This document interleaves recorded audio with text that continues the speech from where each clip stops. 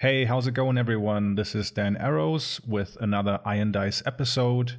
Today I'm joined by Chris Wade of CHAPOTRAPHOUSE and Hell of Presidents fame, and maybe even a tiny bit Iron Dice fame, considering your voice is in every intro of this show. Chris, how's it going? How was the tour that you just came back from? The tour was great. This wasn't a huge tour. We just did four cities here in America: New York, Chicago, L.A., and Miami. Well, technically Fort Lauderdale, but I'm calling it Miami. These are some of the biggest shows we ever did. Had live music openers, stand-up openers for some of them. It's a real. I think they went really well. People seem to really enjoy them. We got written up in Breitbart Nice. here in the States in a very amusing article from like one of our hard right publications, where the tone of the review was like, I don't like or believe or agree with anything these guys say, but I can't help but admit they put on a great show. Usually the question by the interviewer after you've come back from a tour is asked, what city did you like the most? I'm going to switch it up asking, what was the worst city you've been to? Like a city that you came out of wiping the sweat off your forehead, getting like, whew, I'm glad I'm out of here now.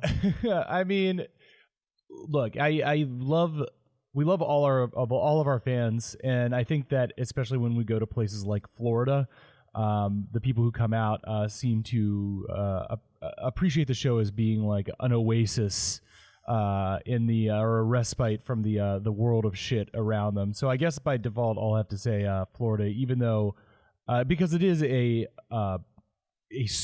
uninhabitable swamp that no mammal should ever reside in. But I still had a great time there. Miami's a wonderful city. Yeah, I would have guessed Miami, although I partially grew up in Tuscaloosa, Alabama. So every U.S. city I visit now is like a little upgrade from there. That's funny. Can you imagine ever doing a Hell of Presidents type of history tour with just Matt and your producer? This is interesting because as we were leaving Miami, I was talking to Matt about potentially doing one or two live shows to promote the history series that I'm here to talk about, our follow-up to Hell of Presidents, and what exactly that would look like and how we would do it and where we would do it. So maybe we might do something live, just me and Matt talking about history, probably in either New York or LA around the time that the new series launches. And then depending on how that goes and how people like it, maybe more. Okay, that was my segue. Tell us about that new show that's about to come out. All right. So Hell of Presidents we did last year, and that was a history of America as told through the lens of our presidents, the people who become presidents, how they get there, the forces that put them there, what they did, what their lives are like, etc. And so we wanted to do a second series, and kind of abstractly from that first concept, a lot of people were saying, oh, you should do Hell of Prime Ministers or Hell of, Soviet leaders or whatever.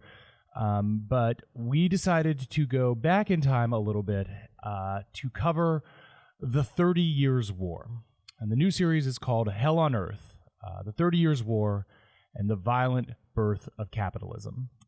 And what we did when we started looking into the 30 Years' War, which I kind of settled on just because I was like, what's something long and complicated and kind of bloody and interesting that we could really do as a series? And we settled on that, and we started looking into it. And as we started researching, we realized that we were telling a story not just of this singular conflict, but of the kind of process by which feudalism in Europe died, and which modernity and the bones of what would eventually become capitalism in a state capable of imposing capitalism was knitted together through this violent conflict in the long 17th century. So the show really starts with Martin Luther and the Protestant Reformation in the 1500s. And we do a few episodes of kind of table setting going through the century leading up to 1618 when the 30 Years' War starts. Kind of showing how all the institutions that were upholding the previous feudal order kind of came to this crisis point of rigidity and illegitimacy. And then we do about 4 episodes actually going through 4 or 5 episodes going through the course of the war itself, and that we get very nitty gritty. We go down to describing, the specific processes, the specific, course of action of specific battles, troop movements, the behind the scenes cloak and dagger diplomacy of all the multiple characters, mostly Christians and Fredericks and Ferdinands, who inhabit Central Europe of this time.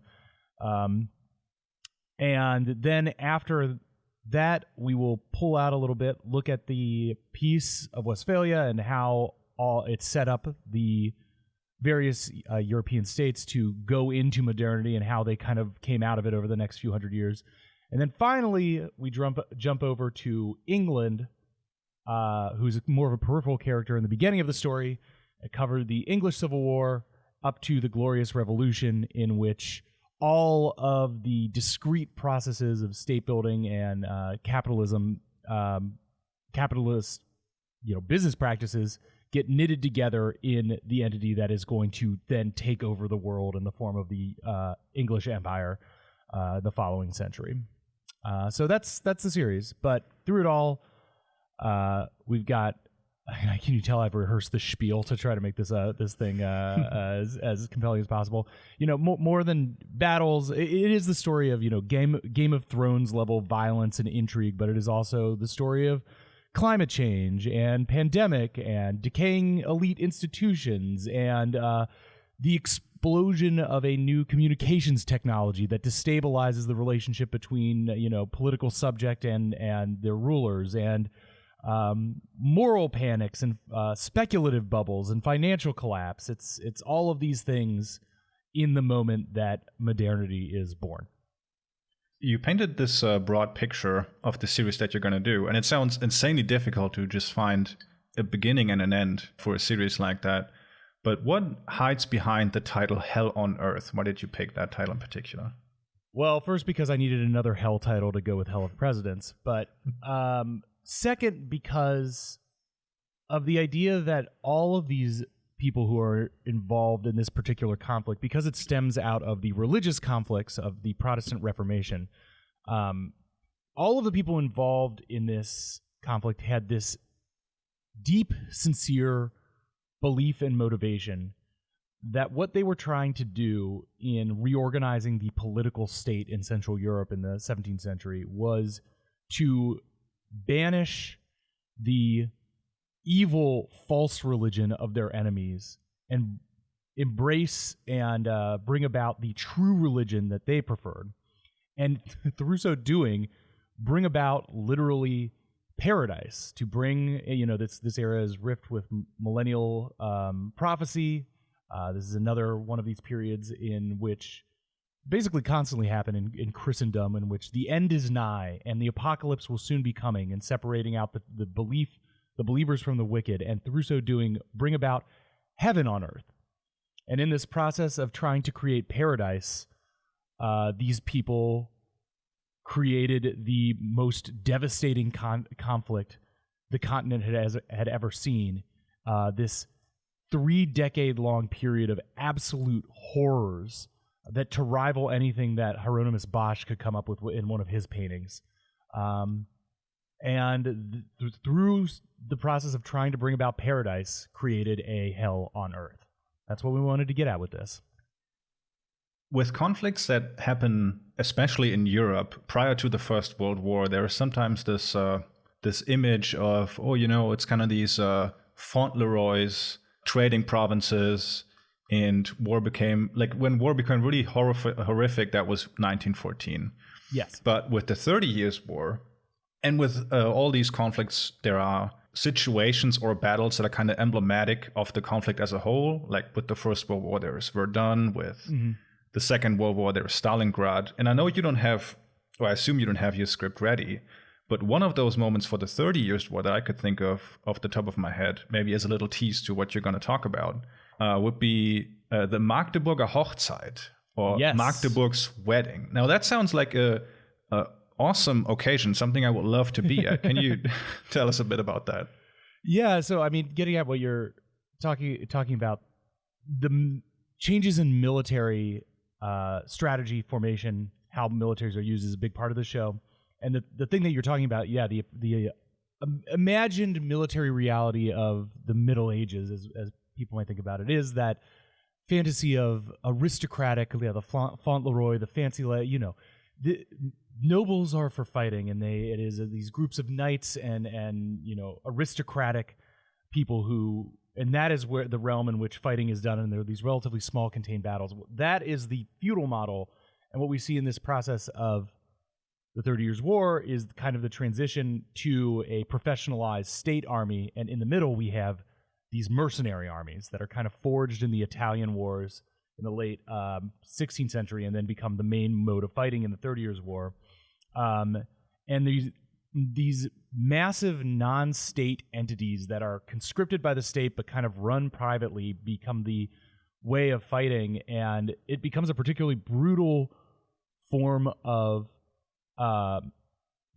war, because the de facto way that these armies are supplied is from the countryside. It's not through any like state provision, it's not through noble funding, but looting what they need from the people as they tromp through the area of battle.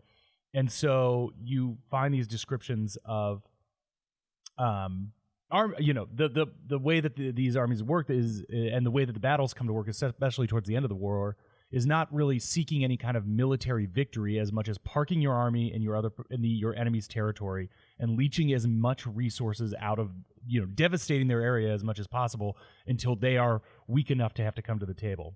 And the specific thing that you mentioned, which you are going to accurately pronounce, and I'm going to say throughout the entire series, is something like Magdeburg. That's pretty close. It was a contested free city in the middle of in central Germany that was besieged by the Catholic forces. It was the staunchly Protestant city, and by time it was the siege had finally broken down, and the city was sacked. Actually, the sack happened as the city leaders were in a city hall meeting, figuring out how to offer, a stance for surrender. Like literally while they're trying to surrender, I believe it's Tilly and his Catholic forces under the Habsburg forces raid the city.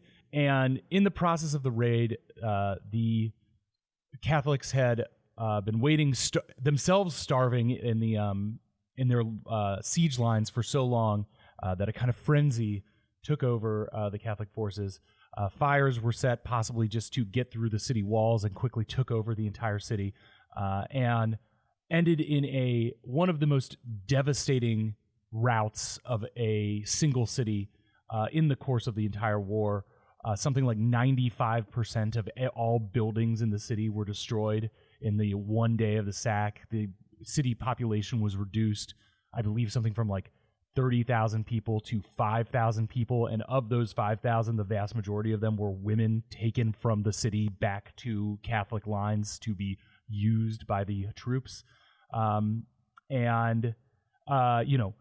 see images of even Tilly himself riding through the burning streets, carrying a baby that he had tried to save from the hands of its dying mother, urging his troops to grant quarter as they are pillaging everything they see. You hear stories of the Catholic troops themselves busting into the city, already wine drunk from their morning rations, secreting themselves into the cellars of the city and finding other casks of wine, drinking until they passed out, and then them dying themselves from the fires that they had started in the city.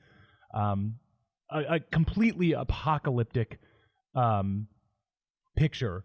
And then the punchline at the end of it is, of course, Tilly the next day, as the smoke cleared, in literally a pile of ash, rededicating the Magdeburg Church to Catholicism and declaring it a victory for the forces of Christ, the true forces of Christ.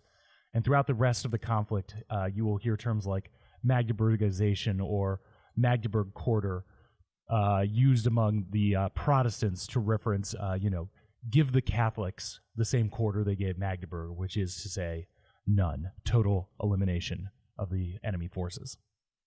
After all this horror that you just described, Pope Urban VIII congratulated Tilly by saying, "You have washed your victorious hands in the blood of the sinners," which really gives you is like a microcosm for the attitudes at play there. And as you just said, I just checked this shortly before the show. In 1631, Magdeburg had about like 35,000 inhabitants. 8 years later, it was 450. Yes. And to killing 20,000 people, those are a lot of people, but with the conflicts we are used to now, that might not sound that significant to listeners, but with the standing that the city had at the time and the people that lived in that area, I think that's comparable to the city of Seattle or San Francisco, just being in a time frame of 4 days, being completely wiped out and just being non-existent, having no significance anymore. Yeah, and I think we try to wrap our heads around like the size and scale of these things a lot, and try to get reference points to the modern listener a lot, because it is easy to think of this era as distant and simple and backwards. So we're trying to link together or kind of give some kind of modernizing figures, as you just said, like comparing Magdeburg to Seattle or San Francisco. 30,000 people is a fairly large urban area at this time. But more than that, you have to think about how developed this society that is being destroyed. Because if you're just thinking about a bunch of like mud huts of your like stereotypical medieval peasant, it doesn't come across as much. But in one of our most recent episodes, we were looking at the supply demands of these armies. And, by the middle point of the war, these are 30,000, 40,000 person standing armies, forces numbering of maybe like 150 to 180,000 on each side spread throughout the countryside. One fact in this procurement information that stood out to me was, they're talking about how the demands of an imperial detachment in one city that was being raised from the peasant population per day. And this was for the officers daily: 2 jugs of wine, 1 keg of beer, 3 bushels of oats, 6 riding horses, 3 bushels of oats for 8 wagon horses, 2 cartloads of straw, 2 bushels of wheat, 2 fatted rams. That was per day just for the officers, and per week 1 whole cow. For the soldiers, daily 2 pounds of meat each. That's 250 pounds a day for this company, 1,820 pounds per week for one company, and a keg of beer a day. So the thing that really stood out to me is that if you have a standing army of 30,000 people, you are procuring from the countryside 20,000 gallons of beer a day. So you have a society that is capable of producing in excess for this standing army 20,000 gallons of beer per day in one location for one company, which speaks to a certain amount of, productive capacity that I think, illustrates how it, relatively advanced the society was. Germany in, the 1700s. So beer production is basically what the entire society is based around. But still, I mean, you got to imagine that is it's a pre-industrial, but still, that's a lot of beer to create a society to produce. Yeah. And another factoid that drives home what you're saying is that over the course of the 30 Years' War, proportional to the people that lived in Europe, almost as many people died as did in the First World War. And that is without tanks, without modern artillery or fighter jets or machine guns. It's just these little muskets and just hand-to-hand work, basically. Yes, with arquebuses and halberds. Yeah, exactly. Though I have to imagine the vast majority of those deaths are attributed purely from the famines and pestilence brought by the armies. But still, this is why the series is Hell on Earth. It is the apocalyptic wholesale destruction of a vast swath of Central Europe. I'm curious about your approach to a topic like that, because what I really like about Hell of Presidents is that you you really get a sense of when listening how much fun you and Matt are having doing this show.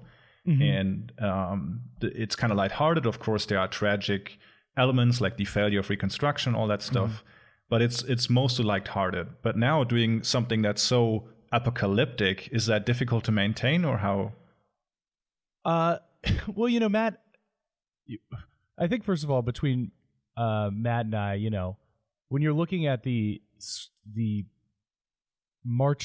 unstoppable march of history, one way to look at it is like the arc of history is long, but it bends towards justice, and that is certainly true in some respects. But there also is so much ironic tragedy in the progress of human history, and you can only look at it from a modern eye with a sense of dramatic irony. You know where everything ends up, but the people at the time don't, and in that sense, almost everything is funny. Because every plan, every idea, every goal, again, the goal of all these people to create paradise on earth, and look what it wrought them. But they couldn't know at the time. Everything that every one of these people did, they thought in their minds was just and right and true and godly, and literally that God is telling them specifically to do it. And this is what they wrought. And that's funny. It's funny. And so we have we do have fun with it. The tone of this is a little different simply because with Hell of Presidents, I wrote basically everything I said in it more because I'm more paranoid about how I come off in pods. And then Matt mostly worked from an outline and kind of riffed off the top of his head. But, American history is much more second nature to him. With this show, we have a full script for both of us for the entire show, but we also have bits written in where we want to just take a step break and converse and talk about things. And in those moments, we kind of, improvisationally in the moment of doing the show, we both read what we wanted to say, and then we react to what we think is funny or interesting about what the other person says. And, we go into these specific characters and talk about their particular foibles and what makes them goofy or interesting or blindsided by or short-sighted by their own ideological limitations. And we there's tons of fun details to pull out in here, and tons of bizarre characters like Holy Roman Empire Emperor Rudolph II, who we mentioned briefly in here, who's part of the kind of breakdown of the Habsburg line leading up to this, who was literally the pondering his orb meme. Who retreated the Habsburg imperial palace from Vienna to Prague to spend countless hours with his cabinet of curiosities of tiny trinkets and court alchemists, and instead of actually ruling the empire in the crucial years leading up to the Bohemian crisis, literally locked himself away to ponder his orb. And that's funny. Speaking of these characters and the conflict, with Hell of Presidents, I know that one of the figures that you talk about in that podcast was one that really motivated you to make a podcast about the US presidents, and that's the absolute boy, the little magician himself, President Martin van Buren. Is there a similar figure that gave you that urge for this new show? Yes. And we love, and it's not just Matt's personal fascination with Martin van Buren that really gave us a structure for Hell of Presidents. It was the idea, and this was one of the original ways that we were thinking of doing the show, was basically structuring Hell of Presidents around the lesser presidents. So each episode would be focused on a figure that was not Washington, Jefferson, Lincoln, the Roosevelts, like, the marquee names, the Mount Rushmore guys, but the people who history has forgotten, who are arguably more important. Van Buren, of course, Matt's fascination with him as being the guy who saw through the moment and was able to knit together the party structure of what would become the Democratic Party and drive the entire era's politics, even though by the time he gets in office, a tiny little recession basically instantly tanks his popularity and he's consigned to the dustbin of history. I think the figure here that would be the most analog is Christian Anhalt. who is the court advisor to Frederick V, the Elector Palatinate, who eventually is the dummy who gets it in his head that he can seize the crown of Bohemia from the Habsburgs and become the Protestant king of Bohemia. That starts the whole conflict.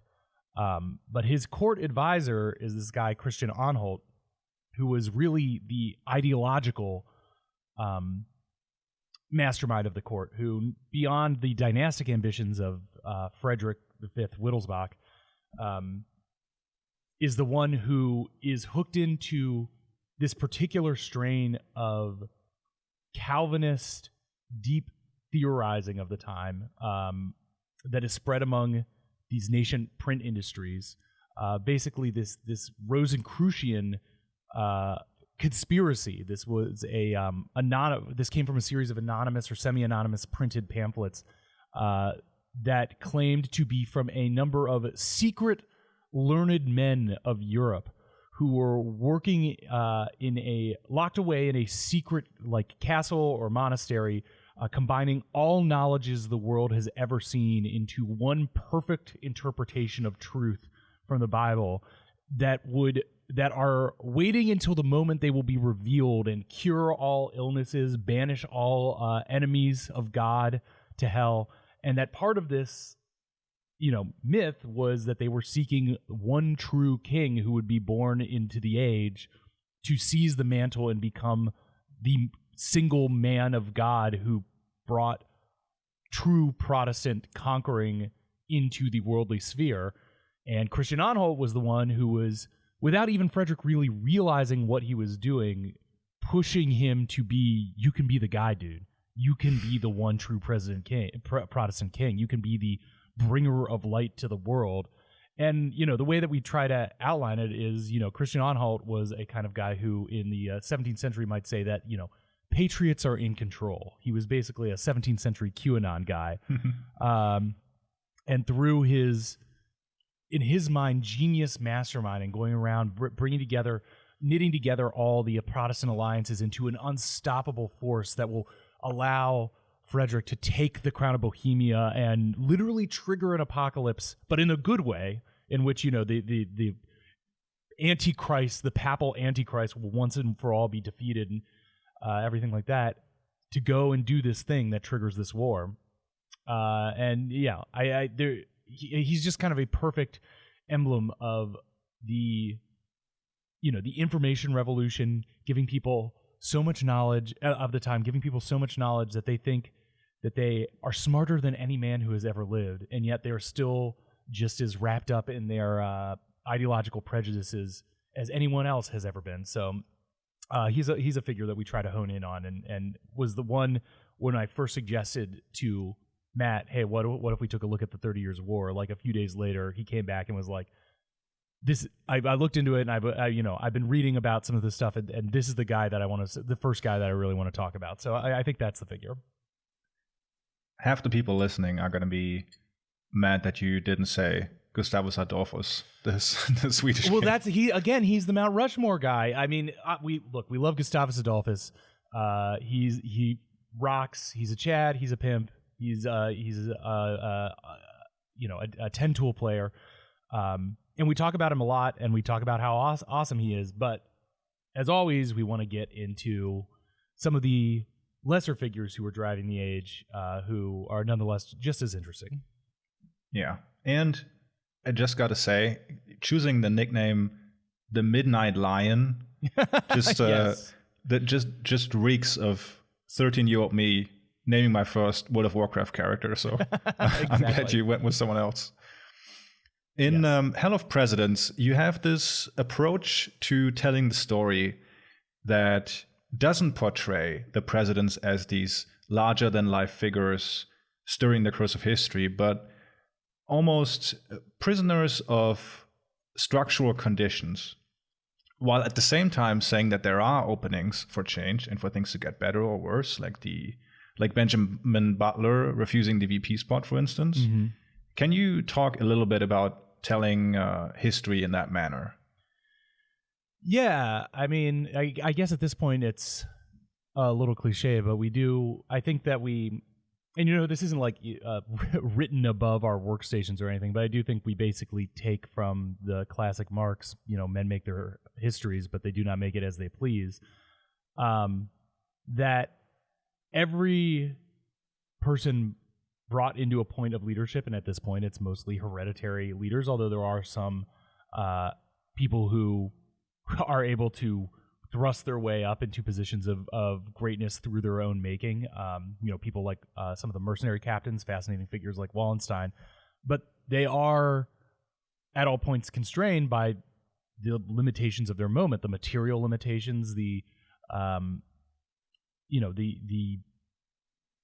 economic and political capital of the situation, their ideological limitations, exactly what is known to be true and not true in their moment, and the temperament of these individuals, their decision-making processes, what they choose to embody of their era is definitely forces that are the things that can affect these, as we say on our other show, hinge points, where maybe one thing could have gone one way or another, and there are moments where the decision-making capacity of the leaders are, essential. But in those moments, you also have to look at what possible choices they could have had, given their material backgrounds and their ideological constraints. And so, it's a dialectic. It's the conversation between what is possible and, the choices made in those times. And I think one of the things that we try to hone in on here is, that it's easy to look back at a lot of the decision making and decision matrices of these people and be like, look at these dummies, look at these priest-addled idiots who are so obsessed with the minutia of, whether or not, conflicts are fought over the ideological difference of whether the bread becomes God in communion or God becomes the bread in communion. And these are very different things, and people are going to kill each other over it. And it's easy to look back and say, look at these dummies, fucking up the course of history by their stupidity. Or even some of the leaders during this crisis who you're saying like, oh, he's such an idiot for choosing this rigid course of action. And if he'd only been more flexible or accepted these minor, compromises with these estates or something, none of this would happen. But we try to highlight the fact that given the information these people had, given the material and ideological worlds that they were born into, you might make the same decisions. Like, we would all be this constrained in this moment. And so, really trying to get that holistic view of not just like, oh, these are just, these 15 guys with crowns and swords and their decisions made all of this. It's a whole view of how this culture and society was built and functioned that drove these people partially through their own choices into the courses that they chose and were chosen for them by history. I know you as someone whose wheelhouse is mostly music. Like, for anyone who doesn't know yet, you made the intro and the outro for this podcast as well. Was the passion for history something that you had before, or did that come out of working with your co-host? Yeah, I mean, it's always been a fascination of mine. I am lucky enough to have had here in the States a European history teacher who on the first day of class came in and said, and this was in high school, said, hello, my name is Mr. Taransky. I am a Marxist historian, and I'm going to teach you Marxist European history. And don't get it in your head that this is all about like left-wing communism stuff. This is a method of looking at history that I am going to tell you is correct. And you will all get 5s on your AP exam. You will all ace your AP exam, but you also have a method for looking at history that makes sense of it in a progression way, and not just a rote memorization of facts and names and whatever. And he really opened my brain to how history works. And, at different times in my life, that was more or less of an interest of mine. I ended up getting a history, like double majoring in college in history and film. I spent a lot of time at the radio station. So, these are dual passions of mine. And even if you know my history or my music podcast, it's very focused on life stories of musicians. So we usually do the music podcast is called And Introducing. We usually, on a typical episode, we do a lot of different types at this point, but we would pick like a musician's memoir and kind of talk about that whole musician's life and career over the course of their career. And a lot of that involves discussing how the music industry is built and changes, and how this individual person fits into it, and how they are used and how they use the music industry, which in my mind is kind of a historical way of talking about music. And, we spend a lot of time in that, in the music pod, talking about how popular music, as it is conceived, is an industrial art form that involves not just the genius of singular musicians, though that is often the driving force, but also their relationship with a financialized, corporatized, industrialized industry, and how that constrains musicians and how that guides their careers. So I think even the music series is informed by my love of passion for history and the application of the idea of historical processes onto basically anything. We sometimes get the question on the show that we're doing about the German Revolution or Weimar history more broadly, a comment how people are frustrated that in that particular time, there is often this dynamic of the far right does something insanely provocative and aggressive, and liberals or social democrats or leftists react to that by saying, yeah, this is really bad, but if we respond to that in the same manner, we're going to have a civil war, and we're going to have Germans fighting Germans, and anything but that. And this happens right up to the beginning of the Nazi Revolution, when basically German federalism is destroyed, and the last stronghold is Prussia, which is where the Social Democrats are in government, and they get kind of cooed out of power and throw their hands up and say, well, we can't risk Germans fighting Germans. And the comments that we get are like, what the fuck is wrong with these guys that they're willing to risk their political or literal annihilation over the possibility of a civil war? And that a lot of that stems back to the trauma of the 30 Years' War. Can you talk a bit about the legacy in either the immediate aftermath or with the birth of capitalism? Like, what's the biggest tragedy there for you?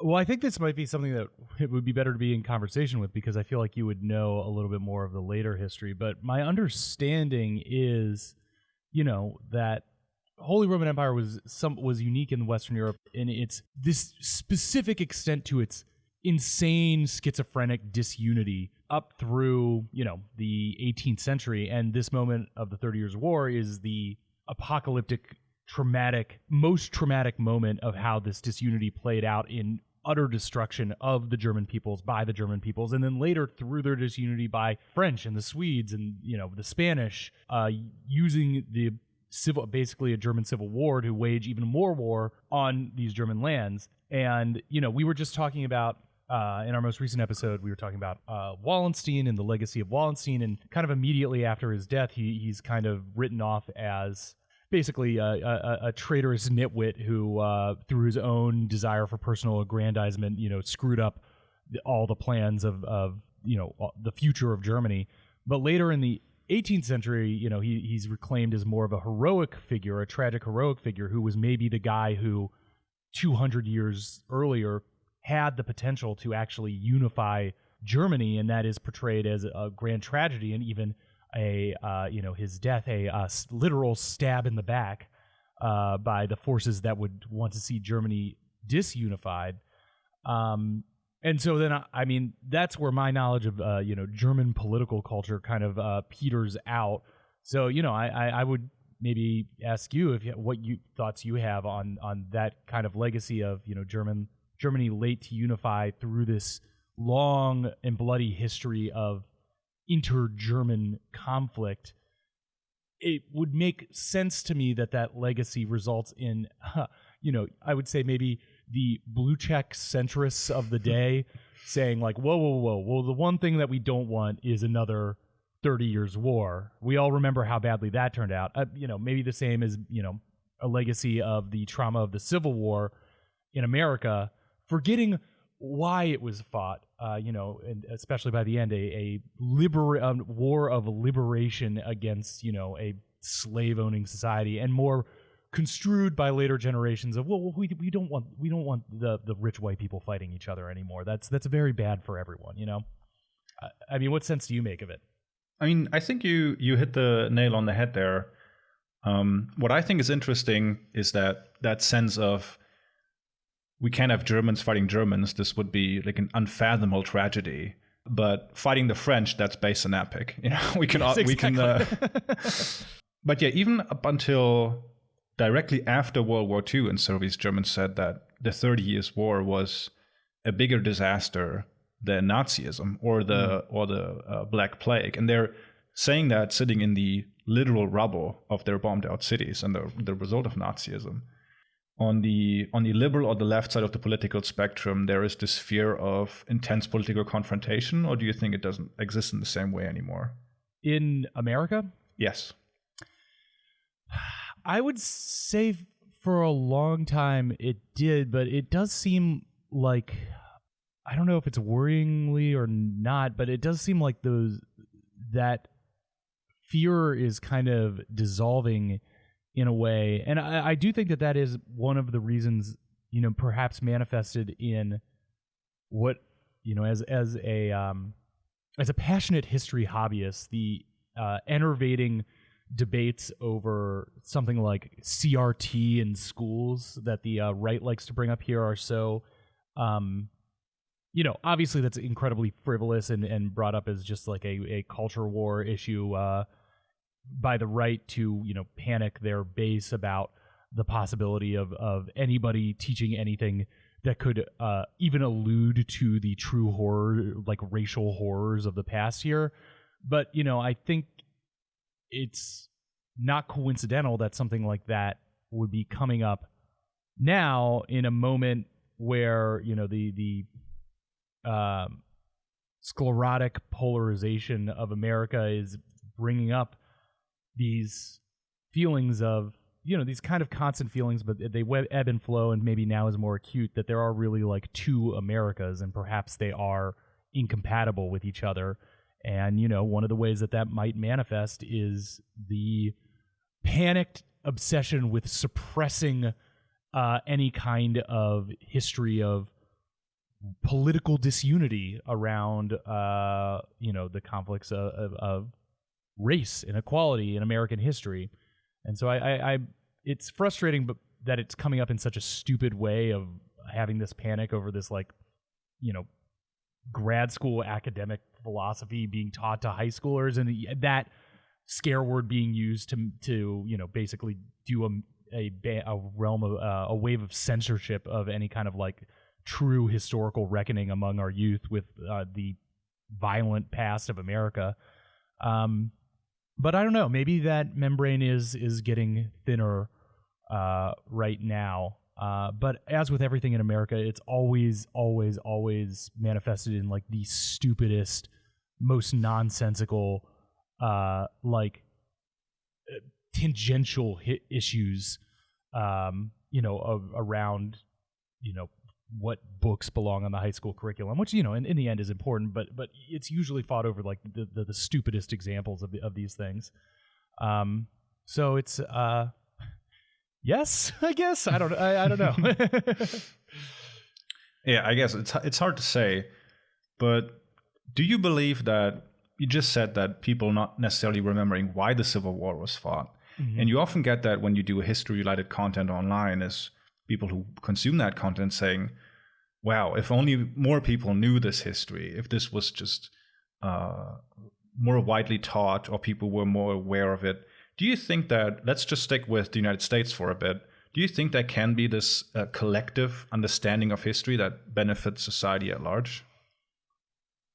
I would say yes, But I think the thing that is specifically me and Matt are trying to get at is more than trying to browbeat something like, the Civil War was about slavery. It was about slavery. It was over slavery. It was a war over like, and trying to like hammer that didactically in as some kind of moral point, or seeking to reach some kind of or trigger some kind of moral epiphany about the quote the facts of history. I think that what we would more like to do is really bring about the feeling that history is always a process, and that it is something that history is not the past, that is something that we are living through and continues forever, and that while it is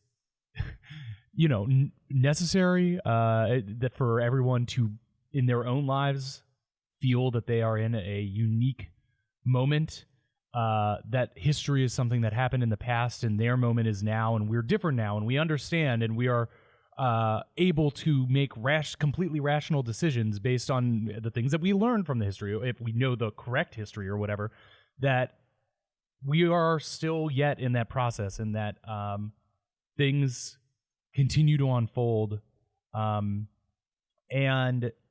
that we ourselves are individual actors, of course, but also constrained by our material and ideological circumstances, and that perhaps through getting to that feeling that you are part of a process rather than at the end of a thing, it will at least give people a little more perspective, a little more ability to judge the progress of things, to hopefully escape a little bit from the understanding of the political moment purely through the lens of a 24-hour news cycle, and more through a lens of the unfolding processes of changes in modes of production, to get real Marxists about it. I mean, this is what we were trying to do with the 30 Years War thing, is that this is looking at a moment of crisis as the end of one thing and the traumatic birth of another.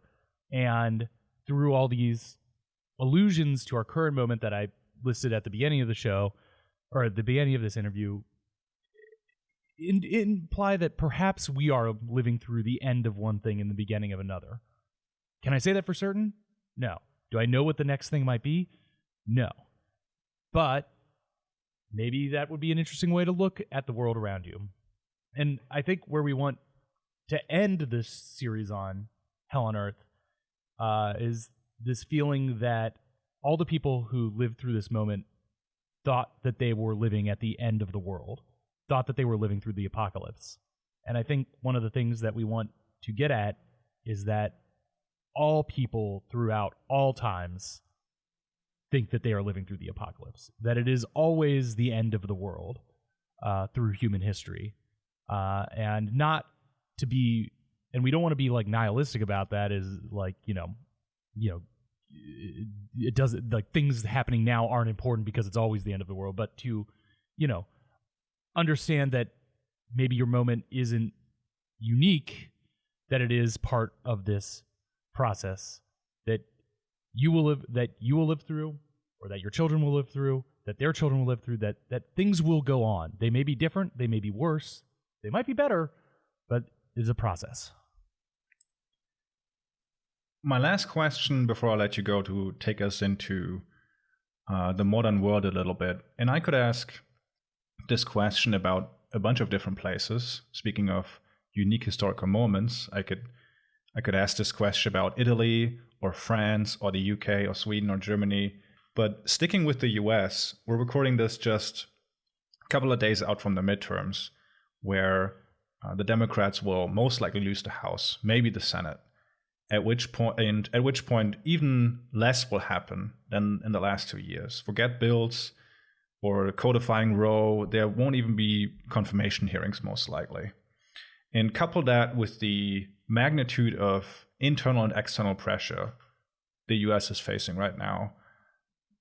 What's your sense how do you think people making the Hell of Presidents of the future, or the Hell on Earth of the future, how will they talk about the conditions that we're living through right now? Now, this one might be a bit above my pay grade, but I think, that the main thing that I see is this breakdown of institutional responsiveness. And certainly there are things that we can get these institutions to do. And certainly, for example, on the conservative side of America, the Republican side, the things that they can get the institutions to do is to become even less responsive.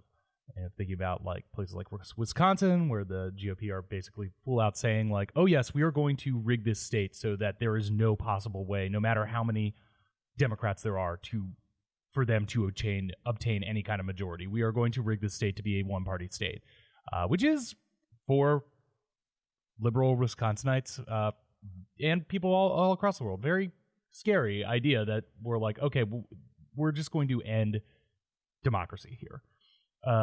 And that program could be carried out nationwide and even at a federal level, which is, in the moment feels apocalyptic for America, which is, what I was just alluding to. But, if you take the century-long look at it, what I see that as is more of a sign of like, we are going to drive this machine into permanent neutral, a completely unresponsive state apparatus that will do nothing but, basically raid the coffers of the country for a small and increasingly unpopular group of elites. And in my mind, that historically looks like a position that is going to lead to not very optimistic consequences for elites. Now, are we in a position where, the age of any kind of, it pains me to bring up like the R word, revolution or something, because, that seems so fanciful right now. And it would result in, it would require a level of political organization and stuff that just doesn't seem feasible or existent right now. But if you look at almost every previous historical example of a group of elites purposefully steering the mechanisms of state into a condition of permanent stasis, unresponsiveness, and elite capture, we've run that scenario many, many times, and in almost every situation, it eventually comes up with some kind of rupture that pulls down that configuration of elite control. I don't know. I have to keep that very vague, but I think you get what I'm trying to allude for about like what the 20, 30, 40 year vision of that vision of completely conservative captured America is, if they even end up pulling it off. Who knows? Maybe they all understand that they need to keep the game up for a while, and they can't just permanently say, okay, well 40 everywhere in the country through legal rigging is now only a 40% Democrat forever. Yeah, and I think the work that you two have done with Hell of Presidents and all the other stuff is to show that even if there is a rupture, even if there is a crisis, there are always openings for positive outcomes, and to recognize them is the challenge. Chris Wade, thank you so much. It was a pleasure to talk to you. Where can people find your new show and when? Yes, so this show, Hell on Earth, will be premiering 95% sure that this is the final premiere date, though subject to change. Keep an eye on, me and my Twitter. I'm at Say What Again, and Chapo's Twitter at ChapoTrapHouse for further updates. But as of right now, I can say with 95% certainty, January 11th of 2022 or 2023, we will be launching this show. The first episode will be free anywhere you get the podcast. The rest of the series will live on Chapo Trap House's Patreon. That's patreon.com/ChapoTrapHouse.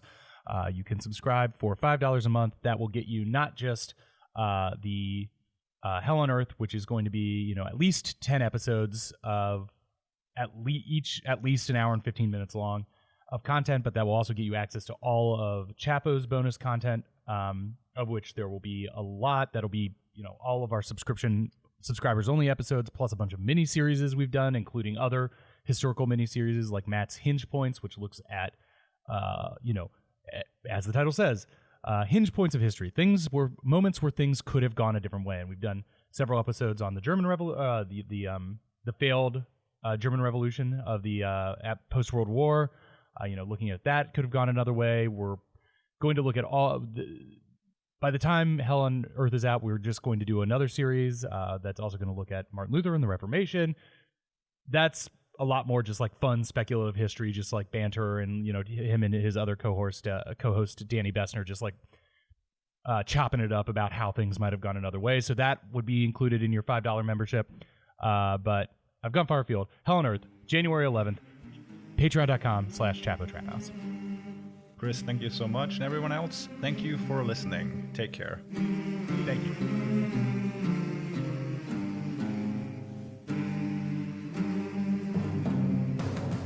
Wir sind des Geiers schwarzer Haufen, Heia, oh, und wollen mit Tyrannen raufen, Heia, oh, Spieß voran, drauf und dran, setzt aufs Klosterdach den roten Hahn, Spieß voran, drauf und dran, setzt aufs Klosterdach den roten